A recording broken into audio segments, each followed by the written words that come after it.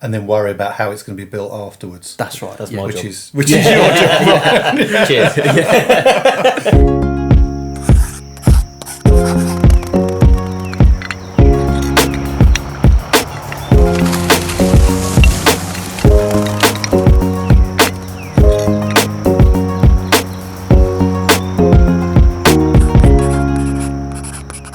Welcome everybody to another Outside Crowd podcast, and delighted to be here with William. Hello.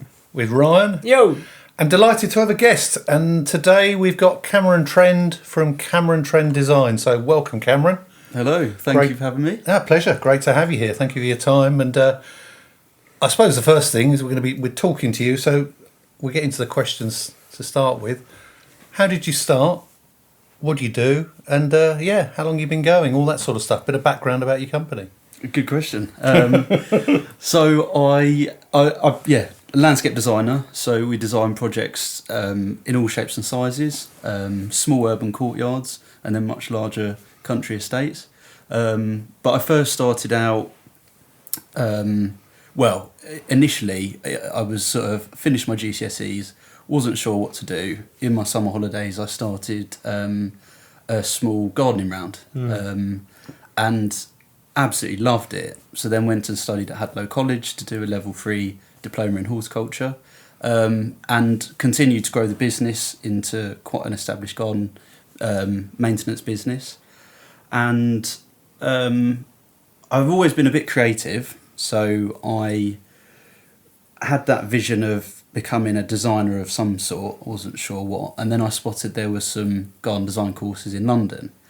I realised that they're actually quite bloody expensive. Yeah, fair. So I realised I had to kind of build a bit more horticultural knowledge, but also build up some cash to afford one. So it took me about 5 years to finally be able to take the plunge, and I then retrained in garden design at Inchbald School of Design in Westminster. And from there I became totally immersed in the whole design world. Absolutely loved it. And made the switch into garden design. And 5 years later from retraining, that's where I am today. So that sounds good. Very cool. I suppose that's quite a good way to start, isn't it? Actually doing the garden work and then moving into garden design, because it gives you a good background about how you do all the practical stuff before you sort of implement that within your design. Absolutely, and it's something I realised when I first started maintaining gardens. I was ripping out, to my horror now, everything from a border. And I look back, I found a photo the other day of a border that I'd weeded, and there was it was a 10 metre border, and there was about 4 plants left. Sounds like me. What I do.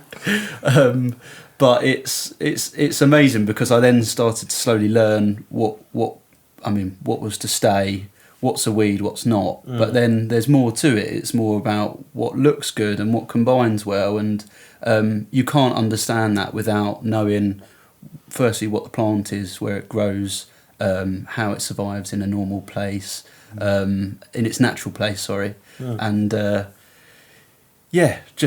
really, really enjoyed the process of learning. Did you do the level 3 at Hadlow? Yes, I did the same one. Oh, did you really? Yeah. Oh, no way. So when did you do that? So that was about 10 years ago. So that was 2015 to 2017. So I must have done 2012. Okay. So after you, but oh, nice. Yeah, but there's a design part of that as well, isn't there? Yes, there is. Was it the extended diploma? Yeah. So there's like, I think design once a week, isn't it? Yeah, that's right. Yeah, so we did. Yeah, that's absolutely right. And you must have known they had in their sort of prime garden design stage at Hadlow, they invested in a huge design studio with all the drawing boards. Do you remember those? Yeah. And I think that was where I first had a bit of a taste for design. Yeah. And I was like, this is incredible. This is like a huge studio. I had no idea these things cool, existed. wasn't it? Who was your lecturer for design? Was it Sarah? No. Fiona? Jane something, I think. Oh, I don't know. Yeah, but no. Did you do art at school? Yes, yeah. So you were quite artistic anyway. Yeah, it was the only thing I was probably good at school. Stick men. But yeah, so I went to Maskell's, which is in Paddock Wood. Oh, I know, and, yeah. Oh yeah, we know. Ollie from Corkers and all, I think. Isn't that the guy who used to eat my football at lunch? And your lunch. But yeah, no, and that's it's an art school, so I was able to do my art GCSE really early because they spotted the talent and they thought I was good, which was nice. There you go. Get him out of here quick. Talent at Maskell's. But yeah, unfortunately, looking back, I did my art GCSE in year 9, but looking back, that was actually the highest grade I got. So I think it says a lot about how I did at school. But So when you actually then went on to do the course at Westminster, Yes. it was Westminster, wasn't it? Yeah. yes. What did that involve? How long was that, and how was that sort of structured? Was it very much around sort of design concept first of all, and then learning about plants and what you do? How was that sort of structured? So it was mostly just creative and about design. They Right. were quite sort of upfront from the start. We do some plant identification, but it's not horticultural. So for me, that suited me quite well with my Right. sort of horticultural back-in. So yeah, but it was very creative. It felt like art school really, and I think that's what I kind of lacked. I thought I could design gardens before because I had a bit of artistic interest, but it didn't teach. I wasn't creative, or I didn't know how to create a garden. Yeah, I know what from you that. mean, yeah. Because when you're looking after gardens or you're building gardens, you're so limited with your knowledge because you kind of think, or you get quite one-track minded of, I know how to build this, so this is what it's going to look like. Yeah.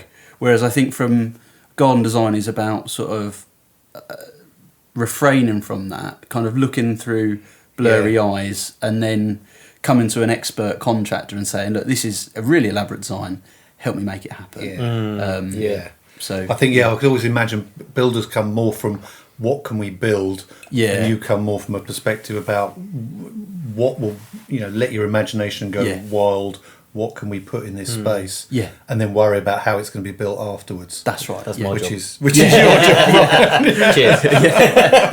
Yeah. Which is the reason why I love and hate designers. That's it. Uh-huh. But it's really interesting because I do feel like now I've got quite a good understanding of how things are built. It's kind of it's kind of stopped me from thinking creatively as I once was when I just finished design school, which it feels like I'm a bit sort of refrained from the creative side of things.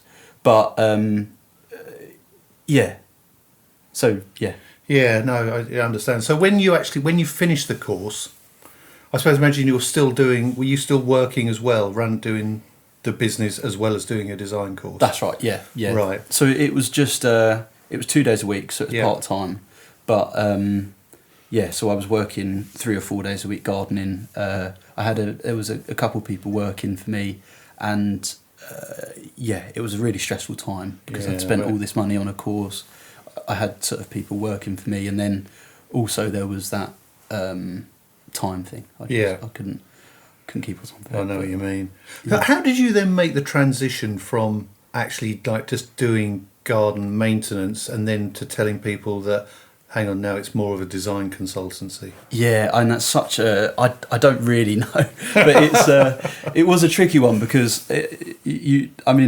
gardeners are still horrifically underpaid for what they do and their knowledge, and it was really hard convincing my existing gardening clients that actually, well, now I'm a designer, I'm going to charge a lot more, but you're still getting the same person. Mm-hmm. So I could never convert those clients. Yeah. So it was almost like setting up a whole new business. I had to then, I thought I'm actually not putting as much time into design as I want to be. I'm still maintaining gardens because there's so much work out there. So I decided just to totally pack it all in. I encouraged the guys that were working for me to take over these gardens, and they've now built some amazing businesses out of it. Oh, wonderful. Right. But fair play. and then I just took the plunge and went straight into networking, being really hungry for work, talking to people, and just getting myself out there and trying to grow it from there. I was going to say, how did you go? What was your approach to that? You know, because once you sort of going, I'm a garden designer. How do you get work? How do you get work? Yeah. What did you do? I can't lie, I really struggled. It was really hard to find those first jobs because you don't have a portfolio. You've got lots of drawings. Reputation, isn't it? It's like you kind of need a bit of a and it's a huge responsibility investing in a garden designer because you're expected to know everything. You're expected to know how everything's built, how much everything's going to cost, and then all of the horticultural side of things. And I was still learning at the time. I spent a lot of money on Google Ads, which didn't work.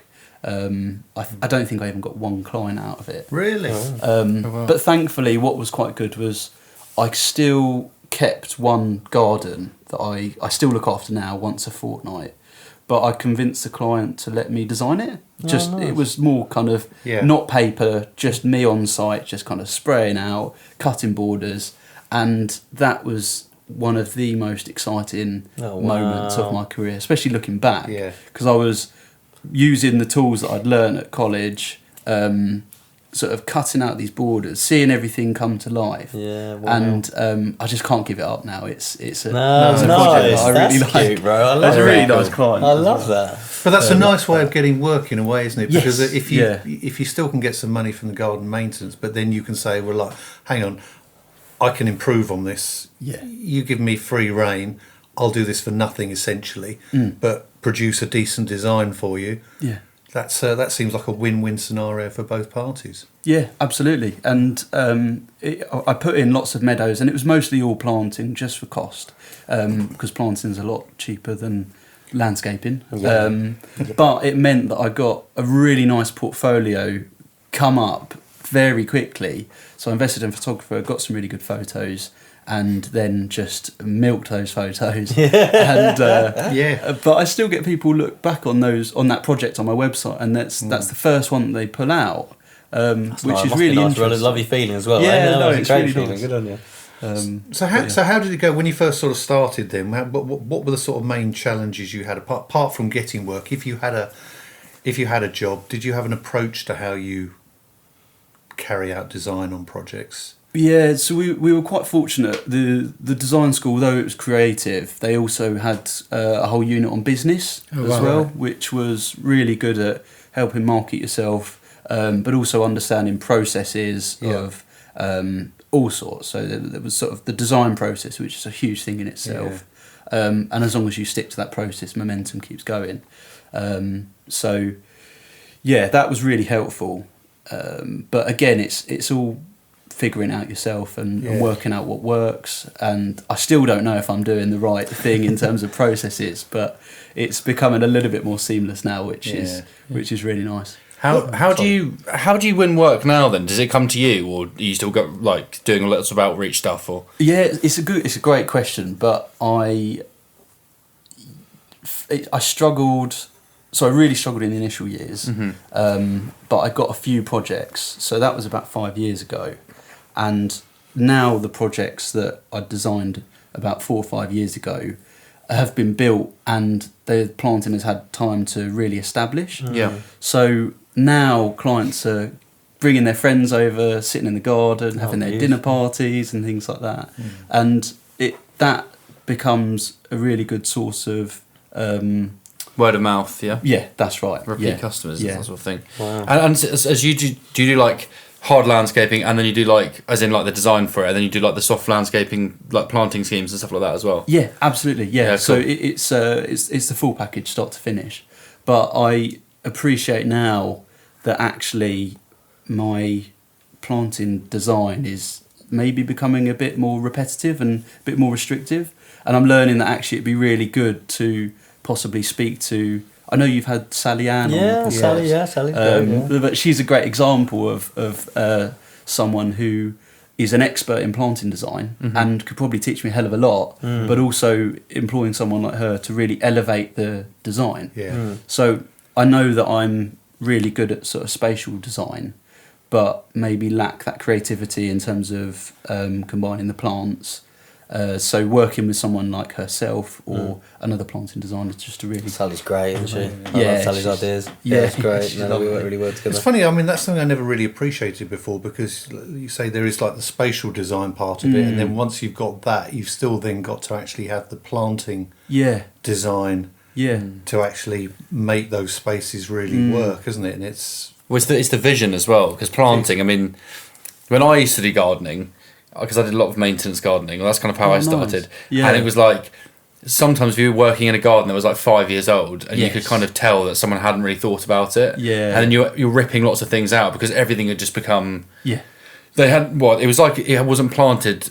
It was planted for now and not for 5 years. So just everything growing together, then it just looked very messy and hard to maintain. So like I think a really good, someone who can come up with really good planting schemes is someone who goes, they've got vision for what it's like in several years to come. And I suppose that just comes with experience, doesn't it? Because you go to the garden centre, you pick out stuff, and you're like, wow, that's lovely, that works together, and then you're like, actually, boom, like in 5 years, it's... That's what that's what's interesting for me, because when I'm working with a planting scheme or working with a designer that's got their planting scheme, I want to know what it is, because we've got to build the garden around the planting. It's as much as the hard landscaping doesn't move, there is visual points in the garden where you want to see the planting where it's lower, it's higher, and then we build around that. So that If vision. you put in some really intricate brickwork and then there's a massive tree in front of it, Well, like, why the fuck did I do exactly, that? Exactly. Well, it's a waste of money, isn't it? Do you know how annoying I'd be? How annoyed Yeah. I'd be. Yeah, it's like that's exactly right. You want to work with both together, because it's you work around the planting. Yeah, that's so. What's your sort? Do you have a style? Are you like a sort of like a Cottage contemporary, garden cottage garden style? Do you have certain styles that you like, or are you quite flexible in your approach to design? It's I'd say I'm totally flexible, but I have a preference, and that is, I wouldn't say it's sort of contemporary or cottage like you said. It would be more sort of quite simple, quite bold layouts, but relying on lots and lots of planting, because the planting is the thing that's going to be the timeless element. So working with nature, that keeps your garden sort of current and looking good for a really long time. Yeah. I wouldn't say there's a specific style, but I've now got to a point where I'm designing a lot of gardens that are very similar, quite sort of maybe contemporary layout with lots of soft planting, but clients are starting to see that and like that. So I've kind of got in that rhythm of potentially, you could call it in brackets a style. Yeah. But there are projects that come across along all the time where I'm very much out of my comfort zone. Do you find that, do you ever have issues where you're not in conflict, but a client is saying, I would like something like this, and you're going, no, that's rubbish, you don't want that, you want something like this? Do you have that, and how would you deal with situations like that? It's a tricky one, but really, if a client has got a strong opinion, then it's their garden, it's their opinion, and who am I to say otherwise? But something you've got to be sympathetic of is the location of the garden. Is it against a really nice sort of Georgian house? And if it is, then the garden's got to complement it. It's got to look like it's in place. You can't have a coastal garden in the middle of Tunbridge Wells. It just it doesn't. It feels like it doesn't work. So yeah. Yeah, I know that can be difficult, can't it? Because how have you found clients and dealing with them generally? Do you find them, are they generally quite good, or are they generally quite challenging, and they've got sort of fixed viewpoints on how they want things? Are they? It's a good question, because I love a challenging client, and generally if they've got really I don't. I'm straightforward. What do you want? Let me do it. But I love the stuff that clients can teach you, and they will have a totally different taste to me sometimes, and there's so much inspiration that you can draw from them, which is potential. It's why I love working with clients. I find it interesting. Yeah, the challenging part. It's nice when you are being challenged, because it's like, oh, nice, you're as interested in as I am. Yeah. Like, so let's go. But I find there's a point it comes to where you're, like you were saying, it's like, look, you live in the middle of Tunbridge Wells. Let's not have a beach here. Like it's but it's kind of it's it's not putting your viewpoint on it. It's like, well, hang on, you've asked for a designer here. You know, like say with the landscape, you've asked for a landscaper. It's like, this is, you know, my professional opinion. Yes. You know, this isn't, you know, I'm not here going, I want to do this, I want to do it. It's like, I'm just saying, you know, that you have asked us to come in. So it's about trying to meet them in the middle where it can stem from, you know, a challenging client becomes, I want to be challenging because then it's, I know what I'm doing. It's like, no, let's do it together. Let's do this together. You know, like, it's when you work together on that, then the challenge is fun. Yeah. You know, that's what I like, As long as you're right. Huh? Yeah, as long as you're right. Well, yeah, exactly. I haven't yet. I will. Yeah, I'm learning. So how does it work then? So if you're engaged from a client and they say, yeah, we want a garden designer, we know nothing about garden design, we've got a plot of land, we want you to do something. What's your sort of, how do you deal with the client? What's your sort of process generally, you know, including things like, do you give them budgets? Do you do a design, then give them a budget? How does it sort of work? If someone came to you and said, you know, help me, I need a garden designer, what do you do? How do you lead them through the process? Yeah, so it all starts with an initial consultation, which is the most valuable meeting, I think, in the whole process. And it's all about understanding what they want, how far they want to go with design, but then also, do they have a hard budget that they don't want to exceed? Yeah. And if so, then it's part of my job is to work out whether their whole wish list is The wish list. if they're able to a good one. afford that, and if not, what's the push and pull? Where do we meet in the middle? But then again, that is drawn right the way through the design process, because as you're adding details, some things become out of budget because it's the client brief is forever changing, and even when the garden's built, your tastes are also changing as well. Yeah. So I often think that a garden's never done; it's never finished because the planting changes, seasons change, and we're in a climate now where the climate's changing as well. Yeah. So it's how do you deal with things like that? If a client, because I imagine, you know, not looking into like details of fees, but in terms of you probably have stages for different payments for different stages of the design or whatever, however you do them. Does it get difficult if the client is keep changing their mind and keep wanting changes? Does that make it difficult for you to go back to them and say, well, look, hang on, you can't keep, or you can keep changing your mind, but there's going to be a cost because we've got to go back and keep amending our design. Yeah. Do you get that? Is that a difficult thing for you to deal with, or how do you manage those sort of situations? Yeah, it can be really tricky. Yeah. Really tricky, and it happens. It does happen quite a lot, to be fair. But I do think part of my job is about really understanding what the client wants, and if I've listened to them properly, then I will be able to sort of answer those questions initially. But perhaps if I haven't listened, but it's when the client brief changes along the way which can become quite complicated. Yeah. But I've got to be very clear from the start. This is an estimated fee for design. If there are any changes to the brief, then I'm more than happy to take that on. Yeah. T's and C's. Because I think that's right. I think a lot of time clients aren't sort of aware. They want things to change and they see things as the job evolves. So they think, oh, that would be a good idea.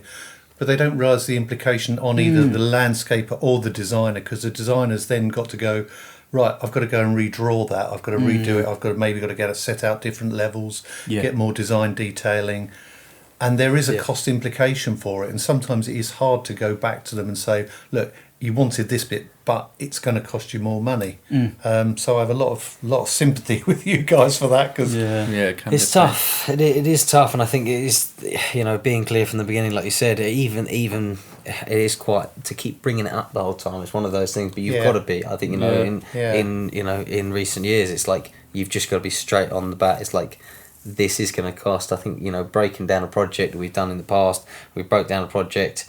The client said, oh, actually, I've taken all these things out and then added this, and so it should be this much. And you're like, look, those figures it's going to be within this. We have to allow time for due to not doing that part of it means the driveway's not going to be clear, which means it's going to take longer to do. So we've got to estimate, we've got to quote this project as a price once you've done the deciding. We're if we're in it, halfway doing it, and the team on site have stopped because, yourself, Cameron, if you've got to turn up to re-quote something, then everything stops. We're, as a contractor, we're still paying the teams to do it. Our overheads don't stop, so it's I think, like you said, JB, it's the educating, it's educating the client that they understand that what they do is going to have an effect on price. It's not just a. I said it the other day. It's, I don't know whether it's the same thing, but if you got into the cab and said head towards Tunbridge Wells, and they said, yeah, no worries, where are you going? You said, well, head towards Tunbridge Wells. And they start going. You say, right, just pull over here, and they're on their phone. Then they find the place they want to go. Right, go to this address. How comes it cost me more? Well, because I had to stop and wait for you. Yeah. The thing still runs. It's like, around. hang on a minute, what does that? And it's just sometimes it's explaining that. You're like, yeah, but the thing was running. Like we're on the job. But if I have to stop, it means I can't take another person somewhere else, which means I have less. It's like, why shouldn't it should be go to Tunbridge Wells, this address, and I go straight there. I do earn the same amount of money. Why is it different for you? So it's kind of trying to explain that a wee bit. It as is, well. and it's not always easy. Sorry, I was just going to ask. So do you just work on your own now then? Because you have people working for you before, but you're just on your own. Yeah, designing.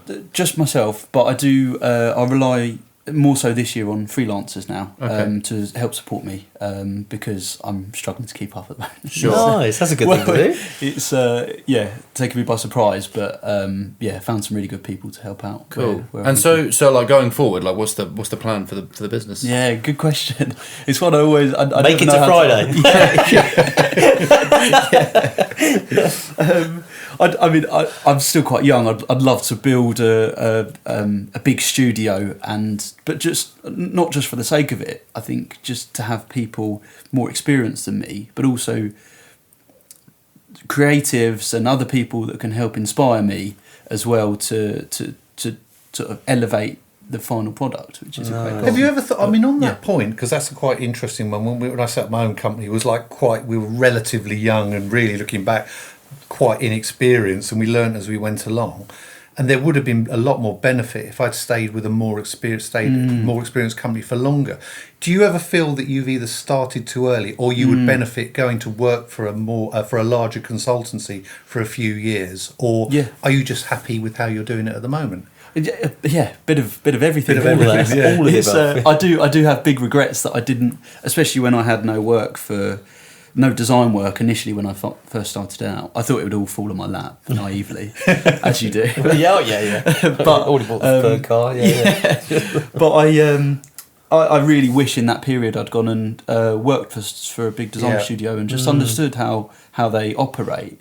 So I think that's why I'm seeing such value in working with some freelancers now, because they also work for other design studios, so they know how they operate. So it feels like I'm working with people more experienced, and they're teaching me, but also reaffirming that some of the process I've got in place. They're okay. Thankfully, You're all right. Yeah, you're fine. The right fit. But the one good thing I always like is like that naivety when we all start up our own companies. We are all very naive when we do it, and I think it's because of that naivety that we do it. If we knew a lot of the problems before we started, we wouldn't have done it. So it's a double-edged sword. You've actually got to where you were just because you did have that. Not lack of experience, but you're just starting out. I can do this. And you've obviously proved that you can do it. But I think it's I'm someone that learns from my mistakes and learns very, very well. But it's the hard way, isn't it? And I think it's a really tricky way to learn. And these things can go wrong, but you just sort of ignore them until it happens. But thankfully, I'm a few years in now, and I've made hopefully most of the mistakes. I think that's how we all did it. I don't know what you're talking about.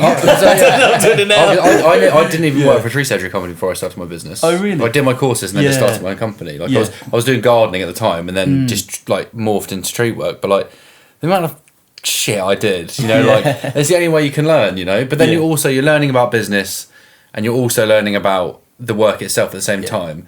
And I think the longer you can be in it, the better. And although I'm sure it is great to learn on someone else's time, you are also losing the valuable time of just Yes. doing it and just making the mistakes yourself. And if you come out the other side, I think it's, You've got your sometimes it's better. And then I've met some people with some very good companies, like the guy I do who we do all of our training at. He literally he started 2 companies, and he said, I literally did my courses, I just learned as I went, and then I did my training thing, and then I just did that as I went. He's never ever worked for anyone else.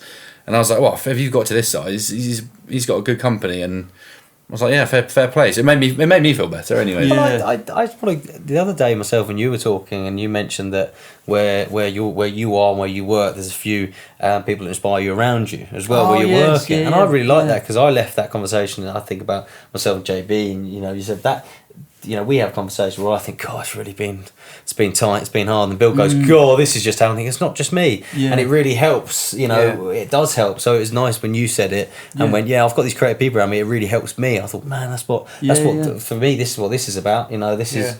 I think it's all having a forum or somewhere to bounce ideas off is always that's the one. Brilliant. Just whether see if the shit sticks. So it's just what sort of size projects do you do at the moment, and what sort of prize projects do you want to get into? In say about 5 years' time or whatever. That's the usual thing, isn't it? Yeah, it's a tricky one to answer because I love the really small courtyard gardens because the turnaround is so quick and you can see the fruits of your labour a lot quicker. Whereas I also love the large projects where it can take years and years for these gardens to develop. Yeah. But I think looking forward, I'd really like to work on some public spaces, nice. but more so with just spaces that more people can use. I think, and spaces that people sort of use every day as well. Yeah, no, I mean that makes sense. Yeah, but also I'd love to go and work abroad somewhere. I think that'd be cool, wouldn't it? You worked abroad for a bit, Bill, didn't you? Yeah, I did. Oh, where did you work? In Dubai. Yeah. Oh, really? Designing How did deserts, you weren't find that? I was designing. They were called food forests. It was like permaculture gardens. Yeah. So I did that for a little while, but it's very different. Yeah, it's very very different because you're working with a very weird climate. Yeah, and also any planting we well. had to do, we had to like red sand is like what they'd normally plant in with like some other growing medium which they'd mix in because the red sand had the most amount of nutrient compared to the yellow stuff which was just dead basically. Really, that's interesting. So every time we were doing gardens were being done, like you just bringing in loads of stuff basically. But it's very interesting because also working with people who are growing the most incredible stuff. They'd have these huge glass houses with like one of the walls would just be like if you think about a radiator in a car, like water just trickling down the front of it and fans just blowing through. Because sometimes it was like 50 degrees outside, and inside the glass houses were like 25. It was crazy, and they're huge as well. So it was all very interesting, but just it was like. What if you think it's a faff doing it here? It's a bloody faff doing it there. But it was cool though. Yeah, it's so interesting because I know there's a lot of work because Dubai and the Middle East they're absolutely thriving, aren't they? Really, and there's so much work over there. But something that's kind of put me off is how sustainable it is, and is that something that aligns with art ethics and things like that? So I mean, to you, how did you find that? I don't think they're there yet in terms of sustainability. I know that like they probably try and make it out as if they are. Yeah. But realistically, all their water comes from desalination plants that just like pump out piping hot water and if you think about it, every single because you got a lot of European plants there that have been brought in. Yeah. And there's a lot of desert plants and stuff, but they are literally on a life support machine. Like every single bit of grass, they've got grass all down everywhere, and they're just permanently irrigated all year round. The sprinklers come on for hours and hours and hours, and I think that there is a cost to the environment for that. It's not that they're not living naturally. It is something that has been created by humans, and it's literally, as I said, on a life support machine. Everything you plant has to be like growing medium bought in wherever that's from, because it's not from there. And there's also things like the natural stuff they have is like they've got mangroves, and I think a lot of them got cut down, and they're also like the palm that was created by just bringing up like destroying a load of